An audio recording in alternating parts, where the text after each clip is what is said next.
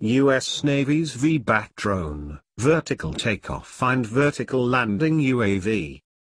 The Navy sent its expeditionary fast transport ship USNS Spearhead to sea to experiment with a number of cutting-edge technologies last week, including Martin UAV's novel VBAT drone.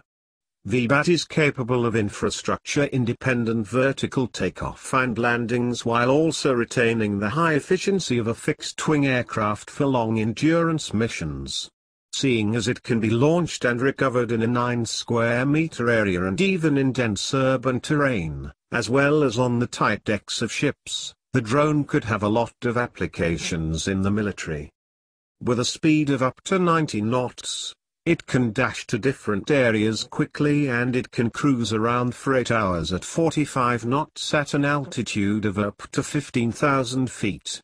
It can carry a payload of around 8 pounds, which can include various multispectral sensor, electronic intelligence, radar, electronic warfare, and communications connectivity packages. It really is a lot of flexibility packed into a relatively small drone. VBAT weighs just 82 pounds. It runs on a 183cc two-stroke engine that provides about 13 horsepower to its ducted fan propulsion and control system. The drone is controlled via modular line-of-sight data link that has a connectivity range of up to 50 miles. This can be extended indefinitely across the drone's entire linear range by handing off VBAT to other ground control stations as it nears the edge of its line-of-sight horizon.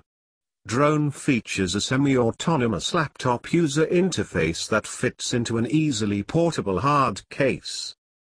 VBAT is capable of autonomous launch and recovery operations, and considering its tiny footprint, you really don't need a flight deck or landing area to send it on its way or to land it. In fact, Martin UAV has demonstrated VBAT landing in the bed of a truck while it was driving down the road. This opens up a whole host of seagoing platforms and ground units types that could leverage its persistent information, surveillance, and reconnaissance potential. The U.S. Army has VBAT on its very short list of contenders to replace its RQ-7 Shadow drones. The service has a number of capabilities they want for their new small drone system, with the ability to operate independently in very austere conditions and without a runway of any kind, as well as a lower acoustic signature than the Shadow being prime requirements. Advanced evaluations at the platoon level will be ongoing into 2020, after which the Army will make its choice. In addition, it's not like the Army and the Navy are the only services interested in VBAT. The Marines and the Coast Guard are also eyeing the drone. It has demonstrated its capabilities during larger light exercises and for customers overseas, as well. VBAT has been serving in a limited counter-narcotics role for the U.S. Navy since at least 2016, but a far wider deployment of the capability is yet to be seen. Still, the fact that the Navy has continued to experiment with the system for years now is a good sign that they like what they see.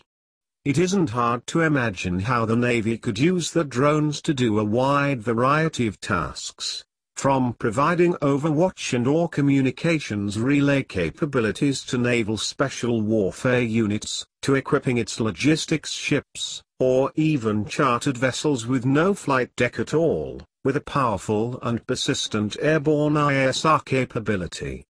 If the Army adopts VBAT as its RQ-7 successor, as a result, the cost of VBAT could become even more attractive to users that don't have anywhere near Defense Department-sized budgets.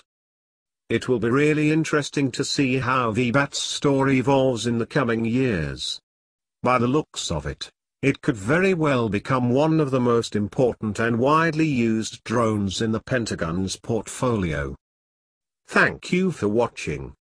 Please like, share, comment, and subscribe.